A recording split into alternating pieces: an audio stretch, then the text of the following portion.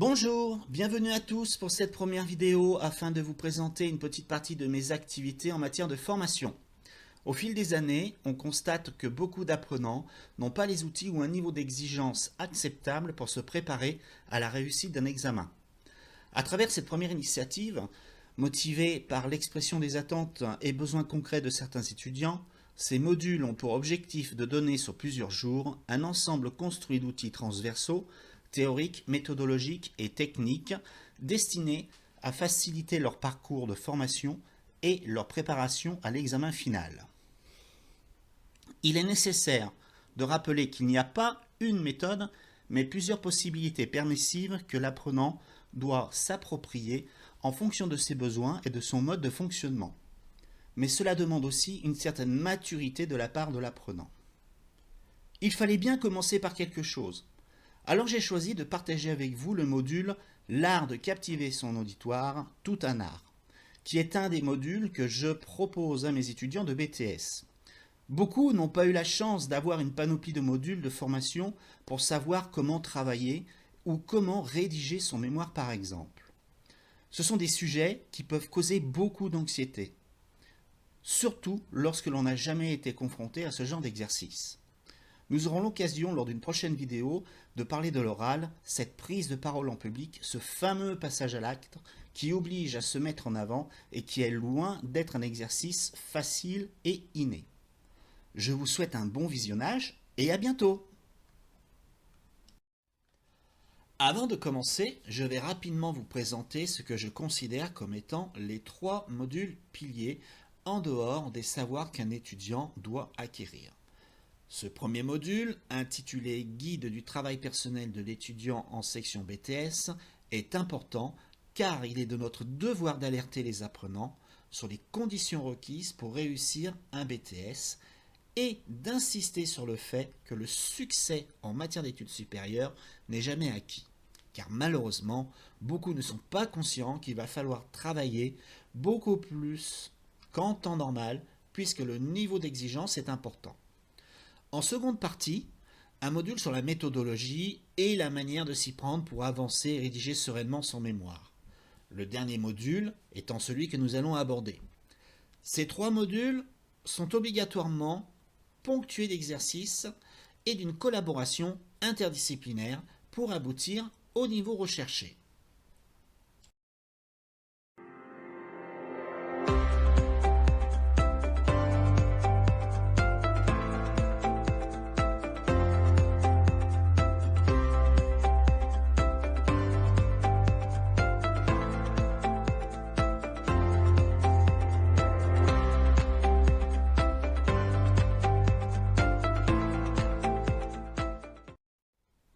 Il est important de dédramatiser et il peut être assez intéressant de parler de son expérience personnelle dans un contexte précis pour engager un dialogue, puis revenir sur le fait que ce n'est pas inné, même si l'on a un certain charisme, cette aisance naturelle d'élocution qui peut être déroutante pour certains. Mais tout le monde peut y arriver en s'entraînant. Pour cela, il faut respecter 3 points fondamentaux. Bien respecter ses idées. La qualité de l'oral doit être en accord avec celle de la présentation visuelle, être convaincant, crédible et compréhensible, et vendre son message à l'auditoire. Mais aussi respecter des règles de conduite. Vous avez donc tous compris que l'exposé oral est un moment de vérité. Il est déterminant sur l'impact des travaux réalisés et que vous allez devoir présenter. Pour cela, il va falloir respecter plusieurs points. Comme vous le voyez sur cette image, il va falloir préparer l'exposé, planter le décor, maîtriser le trac, soigner l'introduction, exploiter le langage non verbal que l'on étudiera un petit peu plus tard, jouer sur la voix, donner du rythme à sa présentation et utiliser les aides visuelles que vous pourrez avoir à votre disposition. Cela, bien évidemment, se prépare longtemps à l'avance, puisqu'on devient acteur de sa présentation, on monte sur scène, et qu'il va donc falloir s'y préparer. Pour y être bien préparé, il faut absolument être conscient que c'est un exercice épuisant où l'on peut avoir peur du regard de l'autre, que ce n'est pas inné, même si l'on a du charisme, nous l'avons déjà évoqué, que c'est quelque chose qui s'apprend, qui se travaille, que l'on devient acteur, un acteur qui doit mettre en scène son exposé. On doit être capable de s'adapter à son auditoire. On ne doit jamais improviser son exposé, sauf si l'on a déjà l'expérience, une grande expérience de l'exercice. Mais attention, c'est un jeu qui est très dangereux pour les novices. On doit connaître son sujet sur le bout des doigts et même plus. On doit connaître le niveau d'information du public. On doit apprendre à respirer et à connaître sa voix et à l'utiliser convenablement. On doit apprendre à gérer son stress et son espace. On doit soigner son introduction. On doit maîtriser le débat s'il doit y en avoir un, mais ce n'est pas toujours le cas. On doit apprendre à ne pas sortir du sujet. Et on doit apprendre à utiliser les outils de communication qui peuvent être de réels supports. Allons plus loin maintenant et voyons ensemble quelles sont les 10 règles pour captiver son auditoire. Je vous laisse découvrir sur cette diapositive les 10 règles qu'il faut respecter.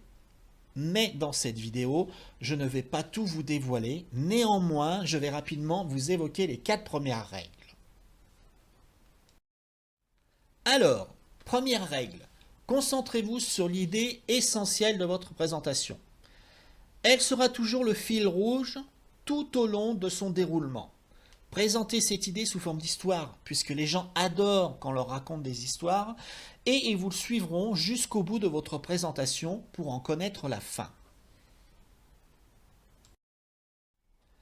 La seconde règle à respecter, c'est d'apprendre à minuter sa présentation. Pourquoi ? La réponse est simple. Dès l'instant où on est sollicité pour présenter quelque chose, on est limité dans le temps.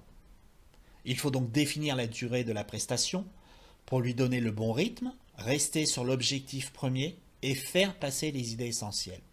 Ça demande de l'entraînement et souvent un long travail d'écriture avant d'arriver à un résultat satisfaisant. Il faut donc être patient et persévérant. Troisième et quatrième règle, utilisez des slides très simples avec peu de texte et une image qui vaut 1000 mots. Voilà un moyen efficace de faire passer vos idées. Utilisez des graphismes choisis et des illustrations adaptées pour renforcer la force de percussion de votre diaporama. Nous allons maintenant aborder le langage du corps pour communiquer du sens en non-verbal. En effet, les émotions sont traduites par nos mouvements corporels et par les expressions de notre visage. Paul Watzlawick, qui était un grand psychologue américain, explique dans son ouvrage Une logique de la communication que tout comportement, et pas seulement le discours, est communication. Notre corps est donc en première ligne pour communiquer ce qui est non-verbal, comme les émotions, les sourires, les regards, pour ne citer que ces 3 exemples. Nous commencerons par parler de la respiration. Pourquoi ? Tout simplement parce qu'il faut apprendre à bien respirer pour parler en public. Bien respirer au début de la présentation permet d'abaisser le stress. La nervosité peut créer de petites toux qui viennent interrompre le rythme du discours.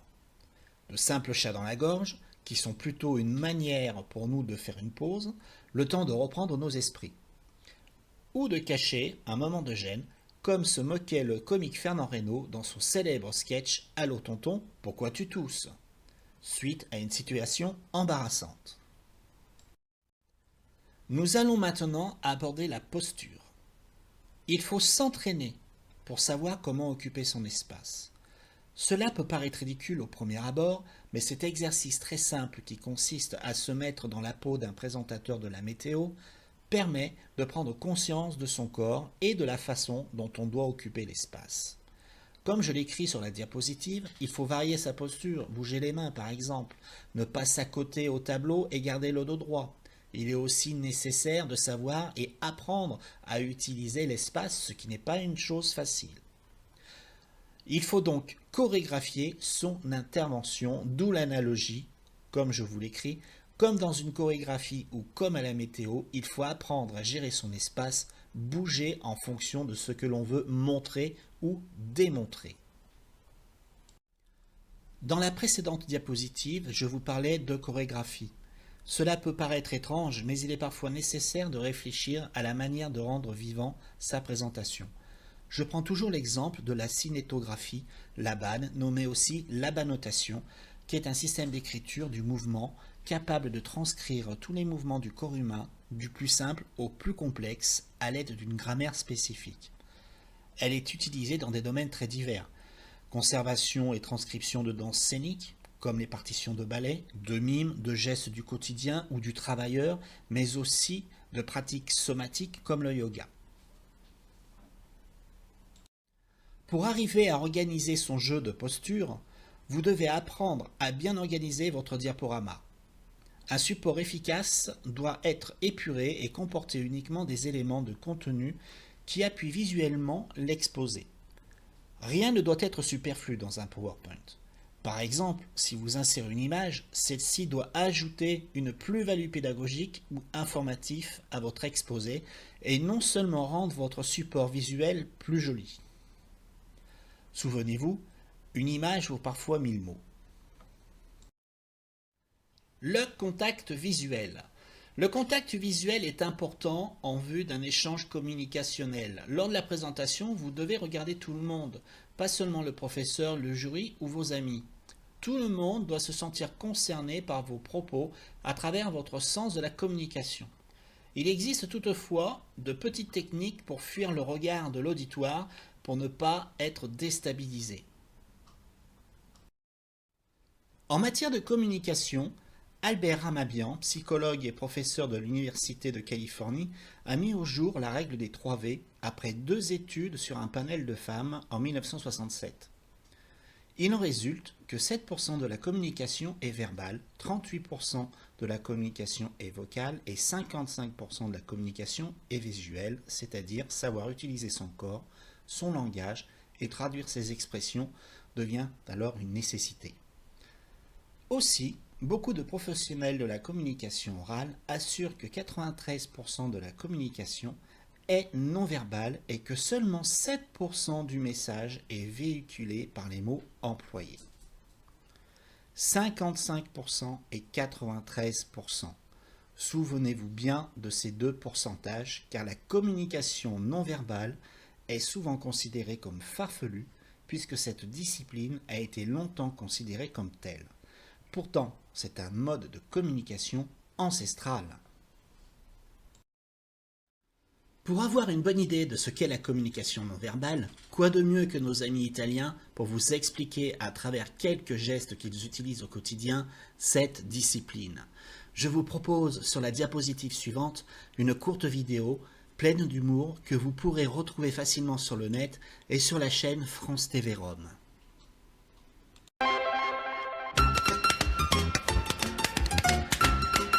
Questo vuol dire che vuoi, questo che vuoi. È così, esattamente le dita sono e si fa muovendo spesso la mano. Tu mi dici che cosa hai mangiato oggi? Hai mangiato troppo? Io ti dico ma che vuoi? Lasciami stare. Ma sei impazzito? Il cervello è vuoto, la testa è vuota. Aveva detto che non aveva i soldi per il parcheggio, quindi prendeva il motorino anche se pioveva e allora gli ho detto ma ti sei impazzito?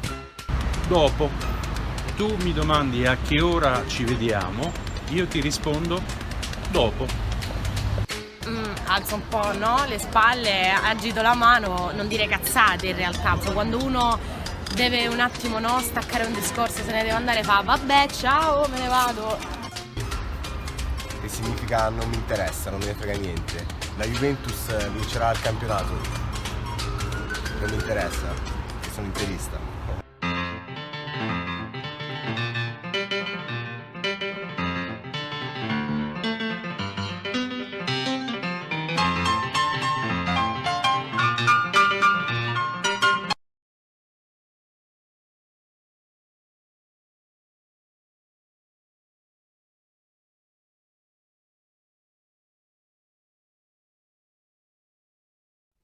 Abordons maintenant la prise de parole. Les étudiants nous disent régulièrement « j'ai peur de prendre la parole ».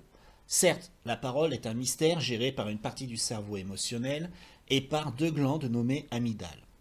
C'est important de dédramatiser cette prise de parole et d'être conscient que c'est normal d'avoir peur. C'est aussi une chance d'avoir peur car certains n'ont pas la possibilité de la ressentir.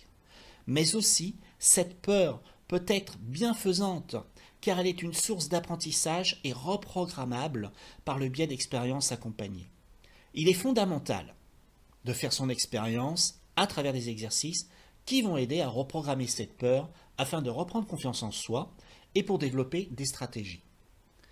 N'oubliez pas que la mémoire se met à jour la nuit. De nombreuses études ont montré que pendant le sommeil, l'hippocampe, qui est une partie de notre cerveau, rejoue la partition des choses apprises dans la journée à travers nos sens et nos expériences, qu'elles soient positives ou négatives. En ce qui concerne les adeptes des nuits blanches à réviser, attention, c'est une très mauvaise idée. Par analogie, n'oubliez pas que les arbres eux aussi inventent des stratégies différentes pour ne pas craquer sous la pression de différents facteurs. Pas le choix, ils doivent s'adapter. C'est le même principe pour la prise de parole. On apprend, on s'adapte, etc. Parlons maintenant de la voix, ce formidable instrument que la nature nous a doté. La voix est un outil de communication, au même titre que le corps, le visage et les mots. La communication dite paraverbale représente justement l'intonation de votre voix, sa puissance, son débit ou encore son timbre. C'est cette communication paraverbale que l'on estime représenter 38% de l'impact des propos à l'oral. C'est un chiffre important quand on pense que la communication verbale ne représenterait que 7%. Il est donc important pour un bon orateur de savoir maîtriser et libérer sa voix pour être éloquent. Sauf que certains paramètres ou certaines situations vont empêcher l'orateur de parler avec liberté. Ces paramètres sont multiples. Nous pouvons évoquer la difficulté à cause du trac, l'accélération du pouls, la boule au ventre ou les sueurs. La liste est longue et ce sont autant de réactions émotionnelles qui vont coincer la voix de l'orateur. Il faut donc se connaître, apprendre des techniques et passer à l'entraînement. Il n'est pas déraisonnable de revenir sur les propos de Milton Erickson, qui était un grand psychiatre et psychologue américain. Il disait que la voix est un élément essentiel parce que c'est elle qui s'adresse directement à la partie inconsciente ou consciente d'un individu. Le silence est même parfois utile pour qu'un individu ou un auditoire ait le temps nécessaire pour créer des images mentales, des liens ou laisse des connexions internes se faire. Jouer avec les silences peut également être utile pour intensifier les messages induits. Voilà ce que Milton Erickson disait sur la voix. Dès lors, souvenez-vous bien que la communication non verbale représente 55% de la communication.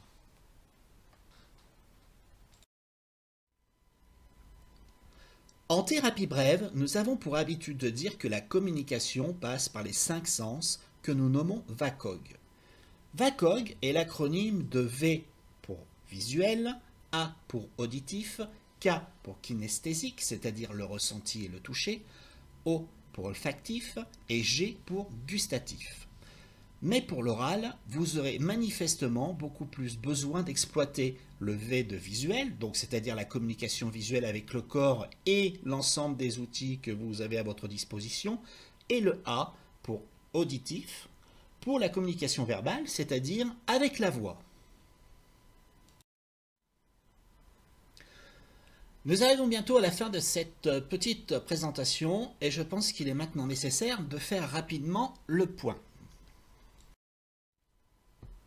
Dans un premier temps, la meilleure façon de réussir une intervention en public est de connaître son sujet à fond. Plus vous maîtrisez le sujet, plus vous serez à l'aise. Avant même de préparer sa communication ou son discours, vous avez besoin de définir clairement vos objectifs et de vous demander qu'est-ce que vous voulez transmettre avec votre message. Avant de commencer son intervention, mémorisez la phrase d'ouverture. Ce point est crucial, car une fois que vous êtes entré dans le rythme de votre présentation, vous vous rendrez compte que le reste s'écoule plus facilement. Les aides visuelles sont-elles importantes? Bien sûr que oui, je pense que vous l'avez compris. Elles stimulent les sens de votre auditoire et les ressources mentales pour relier votre communication à leur vécu intérieur et leur propre expérience. Cela permet, par inadvertance, de les tenir en éveil et de rester concentrés tout au long de votre discours. C'est un marqueur visuel. Plus important encore, les aides visuelles vous permettent de continuer à renforcer vos points clés et d'accroître le nombre d'associations d'idées. Voici un exemple concret de marquage visuel dans un tout autre registre. Dans un script hypnotique, les mots en lettres majuscules sont saupoudrés et les fautes d'orthographe sont parfois volontaires.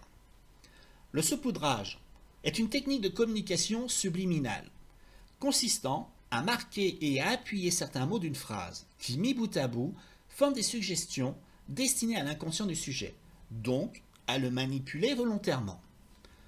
Le saupoudrage peut être aussi visuel, en associant les mots à un geste, auditif, en prononçant les mots de façon légèrement différente des autres mots de la phrase et en plaçant un bref silence avant et après, et certains verbes à l'infinitif sont conjugués dans leur prononciation. Erikson était très doué pour induire consciemment des suggestions à ses patients. Voici un exemple très simple qui vous fera sans doute sourire. Nous allons appeler cet exercice « Comment agacer un prof de français ». Un professeur de français vous donne un exercice d'écriture. Au moment de la correction, jusqu'au milieu de votre devoir, rien ne le perturbe car votre français est parfait.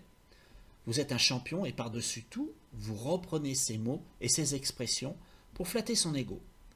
Mais pour attirer son attention sur un mot particulier ou sur un concept, vous allez sournoisement glisser ce qui va piquer ses yeux. La faute d'orthographe est là, le drame, mais il aura consciemment ou inconsciemment admis que vous connaissez un mot ordinairement peu utilisé et il sera certainement plus indulgent avec vous. À défaut d'un point en moins, vous aurez droit à une remarque. Comme vous le constatez, il était très malin, car au contraire de Freud, qui considérait plutôt l'inconscient comme une niche de refoulement obscur, Erikson était dans la subjectivité, car il considérait que l'inconscient est un réservoir lumineux.